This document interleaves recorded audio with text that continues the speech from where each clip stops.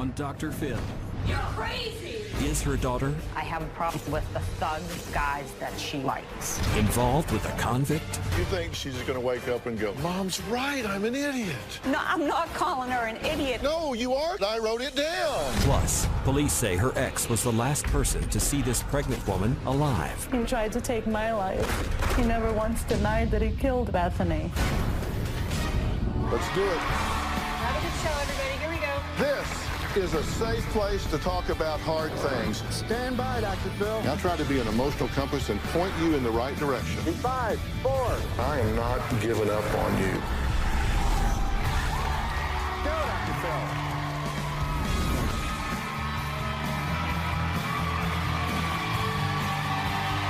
How you doing? All right, hey, guys. Growing up, most girls dream of one day falling in love and meeting their Prince Charming, just like a fairy tale. My guest today says it's what she's always wanted for her daughter. She's never once dreamed her sweet young daughter would grow up one day and fall in love with a man in jail.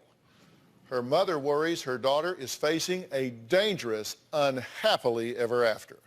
Do you give your phone number out to anybody that you would meet? Who have I gave my phone number I don't to? know. You still talk to all these different guys, accepting friend requests from people that you don't even know. You assume it's guys. You don't know. And it's pissing me off. My daughter, Jade, is putting herself out for danger to be raped. You can see your thong. Yeah. Jade dresses provocatively. My daughter wears her makeup like a drag queen. I never freaking pleased you. You need to freaking let me go. You broke the trust. When Jade was around 14, I took her phone because I'll take it periodically. It's my phone. I pay for it. And I saw that she was sending naked pictures to a boy. I smashed that phone. My mom's been crazy since I was 13 years old. I act like a psychopath and everyone sees it. Nobody's gonna hurt my daughter. She treats me like I'm 2. Jade's phone gets turned off at 11 p.m. and gets turned back on at 7 a.m. and it's on restriction between 4:30 and 6:30. I have deleted contacts. She can't take pictures. She can't access any new apps. No internet access. Because Jade has made bad choices in the past, I am overprotective of her. You're crazy. I'm crazy in love with you. Get it right.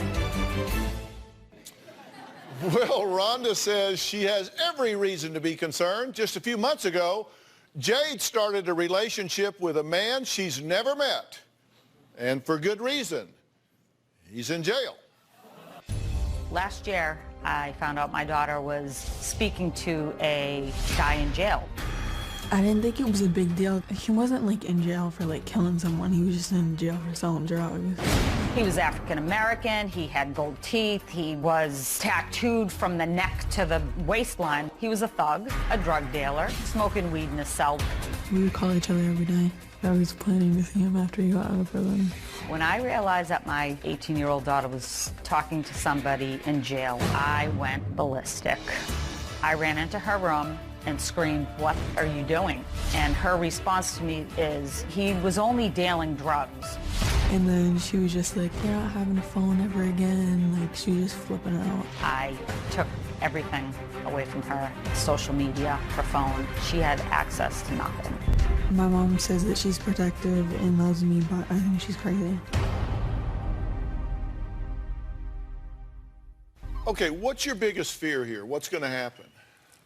She's going to be taken, raped, solicited for prostitution, Right. or killed All right, and your strategy is, to keep her safe, and you're going to do that by what? no matter what. Anything that I can do. Anything you can do. Okay, Yes. and do you think you do dangerous things? Not necessarily, no. Not necessarily. Okay, she says, you think she dresses like a drag queen, you say? Her makeup, sometimes, yes. Her makeup. Did you do your own makeup today? Yes. How do you think she looks today? She looks pretty. I would put on something over the top if I Yeah. had a choice. Yeah. Yeah. And you're how old? 18. That's a bit of a problem, isn't it? Yes, I understand that, but I feel that she puts herself in danger all the time. So, as a mom, I have to protect her. You're just going to raise more hell than she does rebellion. So it's hellion versus rebellion, and this is just going to go until you win, is your theory. That's the way it's been going, but I don't want it to continue to go like this. I want to... Well, but maybe it's okay. How's it working for you? It's not. It's not working at all. You did not need to come here for me to point out to you that this wasn't working. No, but I feel if I continue that maybe she'll wake up and say, well, my mom's right. Okay. Okay. So you think that someday she's just going to wake up and go, oh, Mom's right, I'm an idiot. No, I'm not calling her an idiot. I just think No, you are calling her an idiot. I wrote it down. Isn't she calling you an idiot? Yes. And I've told her to get her head out of her ass, yes. But I mean, it's because I want her to understand that I'm only trying to protect her. Okay, do you really not get it, or do you just not want to say it out loud? I'm the idiot, I guess. No, you're just scared. Yes. Okay, let's take a break. Jade says she meets a lot of nice guys, but no matter how much she likes them, her mother never approves. Doesn't matter who she drags up, no matter who she meets, they're not good enough for Mom. Well, let's just find out who she's dragging up. We'll talk about that after the break.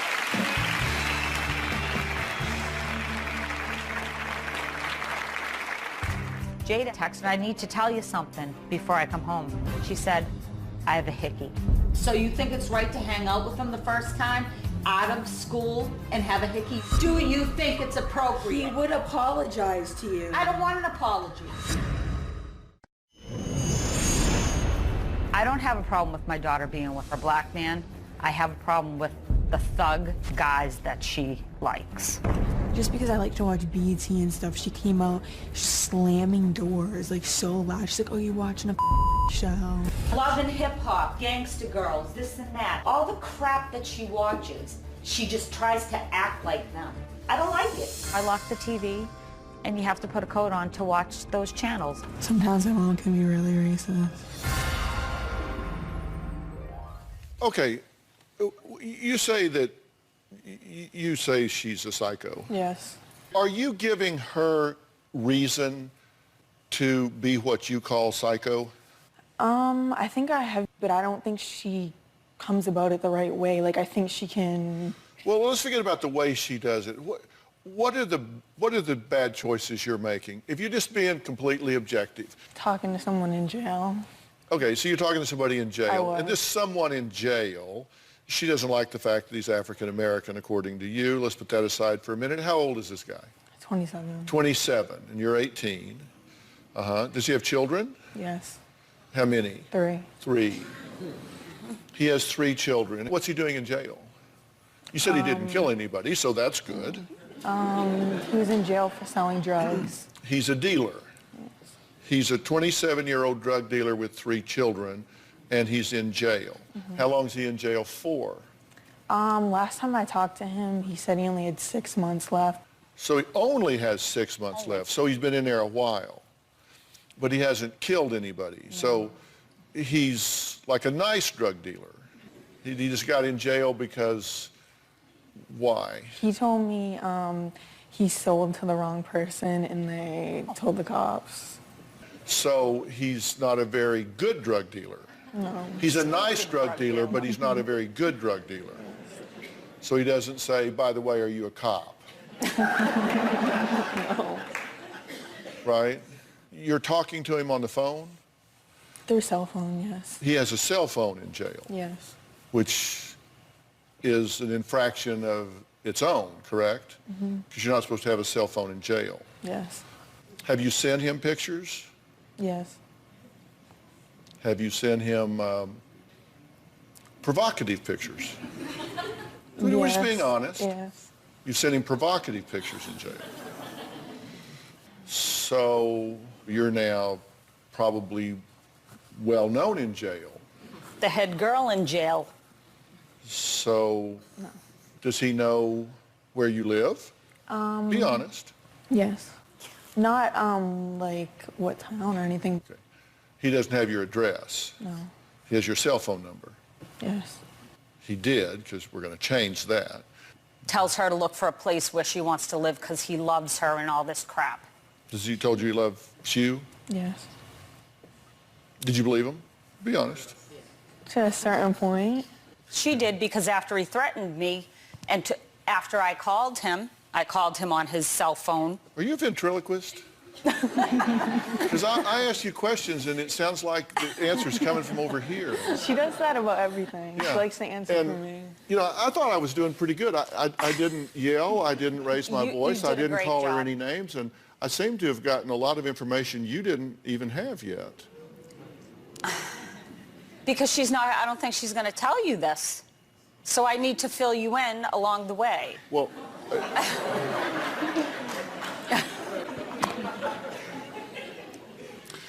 more of the Rhonda Show right after the break. Jade says if things don't get better, she's moving out. Is that a good idea? I'm going to tell them both what I think when we come back.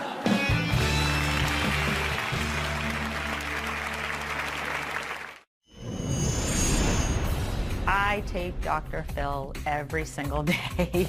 He says you never have a computer in your children's room. You always have to be aware of what your children are doing on the social media. I feel like I'm doing the right things, but it's not working for my daughter. We fight about it every single day. Dr. Phil, what am I doing wrong? Oh, wow, it's only an hour show. What are you doing wrong? I certainly don't think that you have bad intentions at all. Your intentions are good, your methods aren't working. Right. One thing I know for sure is that your daughter doesn't have the self-worth, the self-esteem, and the value that I would want her to have. And you pointing out her shortcomings in the way that you do doesn't help that. Right. Well, it's not that. It's... No, you need to listen right now. I'm sorry.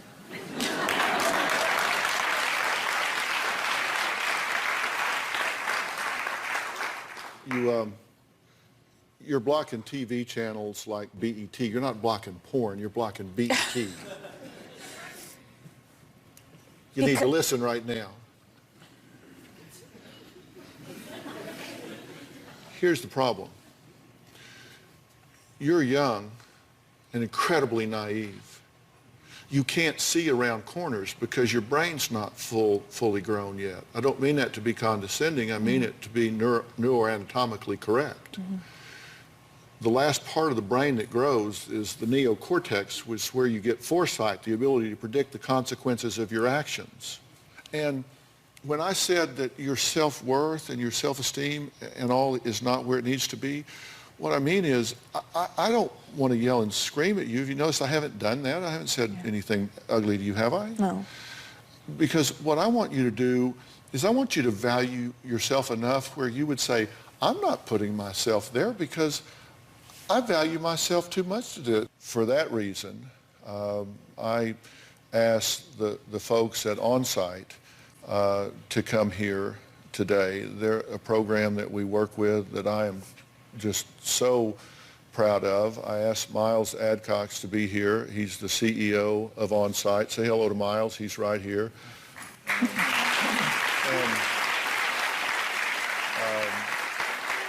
he just does such a terrific job and I think does a really great job, particularly with young folks at the on-site retreat.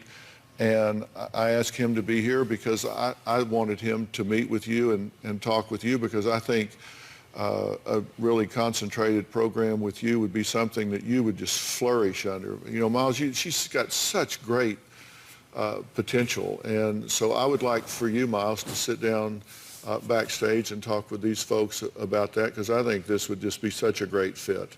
Can you do that with them backstage? 100%. Next, she says she was forced to shoot her boyfriend 2 times in self-defense because she says she was terrified he would kill her. But she did not escape unharmed. It's a night she says changed her life forever. We'll meet her after the break.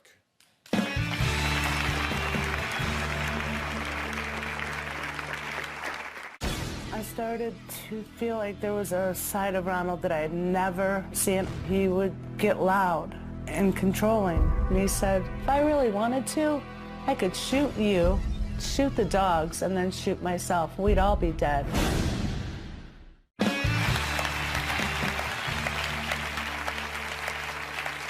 My next guest, Vicky, says that 4 months ago, her ex-boyfriend nearly killed her. He is now awaiting trial with charges that include attempted murder for shooting her in the head. Vicky says the night of her alleged attack, she feared for her life. I met Ronald about 2 years ago. He seemed to be very nice, polite, quiet, somewhat charismatic. I started to feel like there was a side of Ronald that I had never seen. He would get loud and controlling. He wanted to know my every move. 1 minute he would be very sweet, and the next minute he would be throwing the ottoman. He would get close into my face and scream where you could feel his breath. One day Ronald brought home a puppy. And when that puppy wouldn't behave, he would choke her. She would gurgle and cry. And I couldn't save her any more than I could save myself. Another day, Ronald took me to the countertop and was bashing my head from the counter to the cupboard. He was mashing me towards the sink, and I thought my neck was going to break. And then he proceeded to tell me that if I went to the police, that he would kill me. I started hiding my guns around the house. And he said, if I really wanted to, I could shoot you, shoot the dogs, and then shoot myself. We'd all be dead. I knew he was going to try to kill me, and there was nothing I could do. I felt like I had nowhere to run. Well, Vicky says she finally got up the courage to leave, but before she had the chance, she says her life was changed forever. The night that Ronald attacked me, and my life changed forever. He grabbed me and started going crazy. I know he was hitting me, but my neck snapped. I could feel it. I heard it. He proceeded to beat me, choke me, spit on me. He was fighting me and laughing at me, and I was begging him to stop. He started to rip my clothes off. He choked me. The light flashed and the darkness came, and I was gurgling. He was so busy hurting me that he didn't see that I was trying to get the gun from under the chair. I started pulling the trigger. I shot him twice. He started wrestling me to get the gun. He shot me. He tried shooting me 3 times. The third shot went in my head. I put my arm up in front of me, and the bullet went in my arm and into my head. I was throwing up blood. I realized, my God, I'm not dead, and he's still beating me. He walked towards the kitchen. Once he hit that kitchen, that was the moment that I ran. The bullet is still in my head. My eye, it's dying out. Ronald has been charged with attempted murder. I can only pray that Ronald doesn't get out, because if he gets out, he's coming to get me. Vicky is here along with her sister Joey, and I'm so glad you're here at so many levels, and thank you for being here. Thank you with for her. having us. This, it's got to be hard to talk about again and to see and hear some of this footage, right? I wish I would have made different choices. How so? What would you have done differently? Well, I had an escape plan, and I didn't follow through. What was your first clue? What was that first thing in your head, in your heart, that said, something's way wrong here?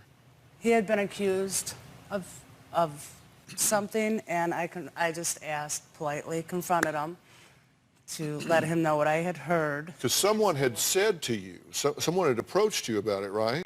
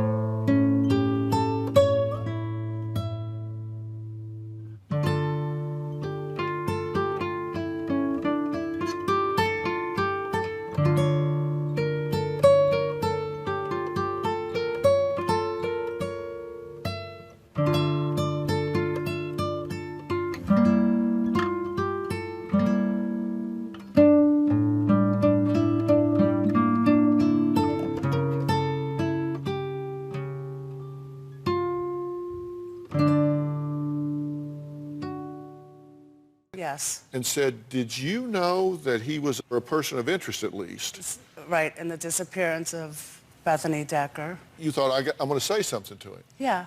And so you did, and what happened? He blew up. When we come back, Vicki says when she found out her boyfriend was part of the headline in a national news story about a pregnant missing woman, it was really too late. We'll be right back.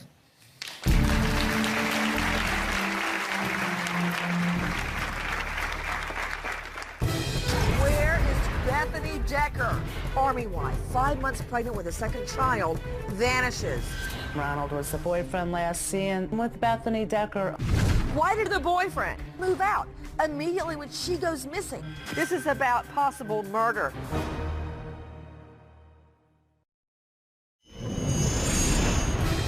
Bombshell tonight. Army wife, 5 months pregnant with a second child, vanishes. Where is Bethany Decker? We obtained a list of what cops were looking for in the boyfriend's home. They have stated in this affidavit that Bethany told them that the boyfriend was very abusive and very controlling. Ronald was the boyfriend last seen with Bethany Decker. The story was intriguing. You have a missing woman who is 5 months pregnant, vanished in thin air. The twist that we found out was that she wasn't living with her husband. She was living in an apartment and she had a boyfriend. Was it the boyfriend's baby? Unfortunately, we still don't know because she is still missing. Why did the boyfriend move out immediately when she goes missing? This is about possible murder. After Ronald had moved in, he would randomly bring up Bethany and brag about how the courts couldn't get him, how stupid the police are, that he could trick them.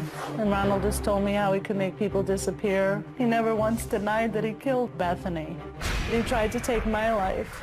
I'm 100% sure that Ronald is very much part of Bethany's disappearance. Well, I need to say Vicky's ex-boyfriend has not been convicted of anything that Vicky claims he has done and has never been charged with anything when it comes to the disappearance of Bethany Decker. We reached out to his attorney for a statement but did not receive a response. When he brought up Bethany a couple of times, what was his demeanor when he was talking about it? As though he was big and tough and bad and could beat the system. You were convinced 100% Yes. that you were living with the man that was involved here. Yes. And I could not get out. Yeah. You had code words, right? I worked with her on a code plan because he was looking at text messages and everything. So I said, we're going to start to talk in code. When you text me these words, I have a job interview, that meant she was leaving. And so that if he saw that, he knew she needed a job, so it wouldn't be suspicious. We had an non-disclosed location that we were sending her to, and I got that text one day. And I text back, let me know if you get the job, meaning I knew it would take her a couple days to travel there. And when she arrived there, she would let me know she got that job by text. We had also set up that once she left, she would throw that phone out and we would pick up a burner phone so that she could continue her journey without being tracked by him because they had a joint cell phone account and he was looking on it. Yeah. Well, it was very ingenious of you to work that out. And as you say, you changed the plan. I wasn't thinking straight. I understand. You know, my wife, Robin, has been at the forefront to stop domestic violence. And next, we're going to talk about an exciting project that she's been extremely busy with that's helping further that mission. And, you know, along the lines of what y'all are talking about, one of the things that Robin has done is develop something called the Aspire News app. This is disguised as just an everyday app that goes on your phone, and it has a go button on it, among other things. And Robin, talk about what happens when you activate this go button. When you activate the go button, it goes out to your pre-selected friends, family members, anyone, even 911, and it will send out either a recorded message or a pre-typed message. And they know that when they get that you're in trouble. It also starts recording what's going on during the situation, so that if your abuser tells the police, no, she started it, they know, no, he started it. And so, yes, help is on the way immediately when you press that go button. And we're going to talk more about work that Robin is doing after the break, and so we'll be right back.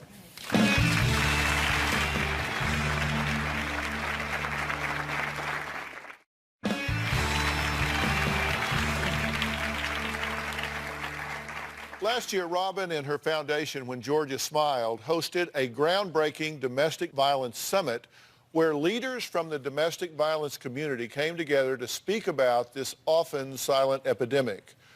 One guest speaker who really resonated with Robin was Karen Earl, the CEO of the Genesee Center here in Los Angeles, which is a women's shelter that helps women and children transition from abusive situations to safe ones. Now, Karen shared with Robin how her center was, well, it was in much need of resources, and Robin didn't hesitate to visit her to see how she could help. It's so wonderful to see you again. Oh, I would love for you to tell me more about the Genesee Center. Well, Genesee is a safe place for women and children. This is where they come when they're escaping domestic violence. Well, the #1 message from When Georgia Smiled, when women and children are trying to leave an abusive situation, is safety first. Let's take a little tour and look at what we're going to change. I see these lights hanging like this. That looks very dangerous. And that's all the light you have out here. So we don't have lights in the backyard. Yeah. So when the children come in from school and once it gets dark, they can't even use this area. I'm looking around and I see that some of this is a little bit worn out. Yes, it has been here for a while and used thoroughly. I see also under the play area, it's a little bit uneven, and hopefully they can even that out, make that soft. What is this area? Well, it's designed for the women to have a place to come. They have meetings, discuss issues. They can enjoy the outside. Oh, I think we could use some new furniture. What do you ladies think? Yeah. If you consider so many families, everybody is using it over and over, yes, it would be a nice change to have something new. It's going to be just a beautiful redo with the safety of the children in mind. I see just a gorgeous flower box just going the entire perimeter of the yard. Yeah. It would just be such a beautiful visual for everyone. Absolutely. When they come out here. Hopefully we can also bring in new toys for the children. Now, one more thing. I would love to know what's going on with this garage behind us. And we'd love to tell you. All right, let's look at that. It's a two-person job. It gets tricky here. So you just have to hold it, and I'm going to lift it. Okay, I'm pushing the button. Oh. And you have to help. Oh, whoa. It's going to stay up? Hopefully. I think it's obvious that we need a new garage door, yes, because that was a bit scary. You don't use this for a garage. It looks like storage. While you have it very organized and clean, you need more storage on the walls. This has been a great tour. Our #1 goal when we arrived here today was to see what we could do to make the world a safer place for the women and the children that live here. And so I thank you women so much for having us here, and I cannot wait to see the final result. I wanted the women and children who come to this shelter to feel safe and comfortable while they take the first steps to beginning their new lives. And I couldn't wait to roll up my sleeves and get to it. With the amazing generosity of the Home Depot and their Team Depot volunteers, we got right to work. Today we are going to transform the backyard of the Genesee Center. We have 30 volunteers today from our local Home Depot coming in to help make this happen. Home Depot! All right, guys, go to it. We are so happy that Robin McGraw has brought in the Team Depot because one of the Home Depot's core values is giving back to our community. This backyard really needs a renovation. We're taking out the old jungle gym. We're putting down new artificial turf. The next step is to get the swing set installed. Let's smooth it all out so they can play. We're going to be putting in some flower beds and even a vegetable garden. I was really hoping that I could donate a tree that would bloom, and this one's a lemon tree. As it grows and it has the fruit on it that they think of us at the Dr. Phil Show and When Georgia Smiled. The garage door is very old and it is definitely not very safe. We're going to be installing a brand new garage door with a brand new remote control. Right now the garage is in complete disarray. Today we'll be transforming the inside of the garage to make it easier for them to access the things that they need for the house. The facility is in desperate need for storage space. So we have a 16 by 4 foot storage shed coming in. We have a new gazebo going up. We have a new table, new chairs. We have a beautiful fountain that will be back here. We're going to be replacing the security lights because they are not functioning right now. I just put them down here like this. I love how many lights we've put in here. It's going to be so safe for all of the children. And we have brand new toys coming in. Hula hoops, tricycles. Oh, they're bubbles. Look at the bubble sticks. All right, so we're just going to spread it around. When we are done, this place is going to look amazing. I want to start by telling all of you a huge, from my heart, thank you. Without you, it would not have happened.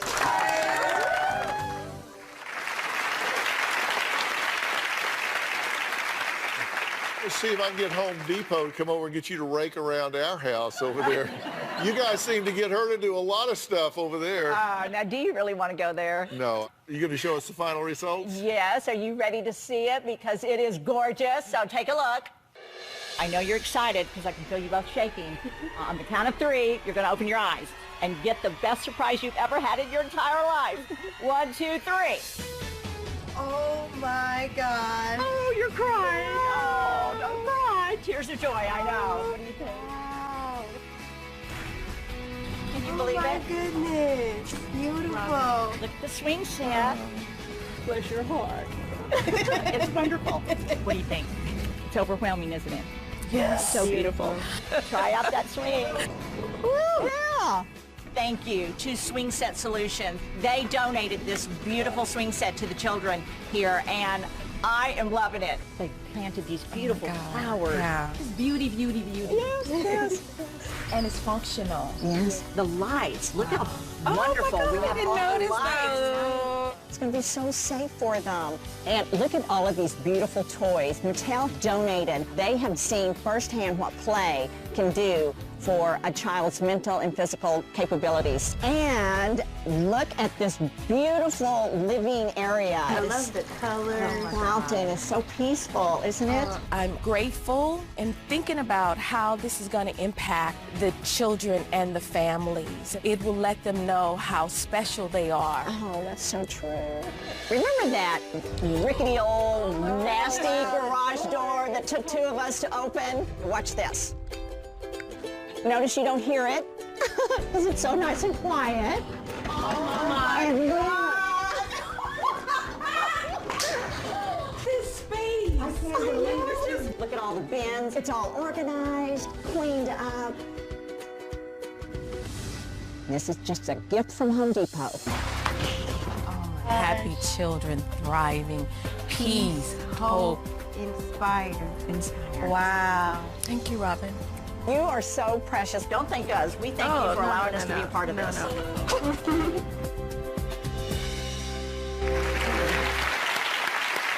Well, joining us is Karen Earl. She is the CEO of the Genesis Center. So I'm so glad you're here. So how's everybody liking it? We're almost speechless, except we're not. We're super, super grateful to see the looks on the families when they walk out. Just complete gratitude that someone took days and days and weeks to do that for them. It's very inspiring. Thanks to Home Depot. It was so much fun to be there and be working with them. Yeah. So thank you for allowing us to be there and be a part of it. Yeah. Also joining us is Stephanie Press, who is the district service manager for the Home Depot. So Stephanie, thank you for being here and for helping out. Our associates volunteer their time. I actually have some of them with me here today. All right, nice.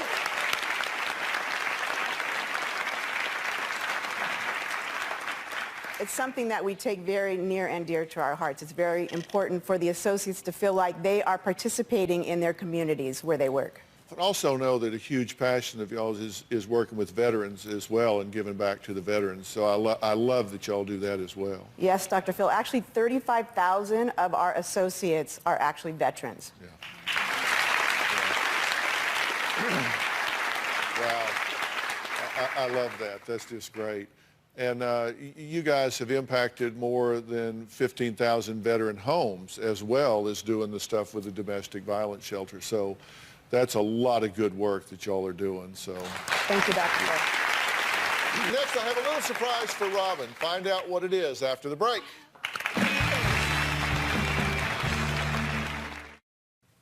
Now, before the break, I said I had a little surprise for Robin. Now, you all know one of the groundbreaking programs Robin has created is called Aspire. It's a free, interactive domestic violence education curriculum that's specifically designed for 3 different age groups.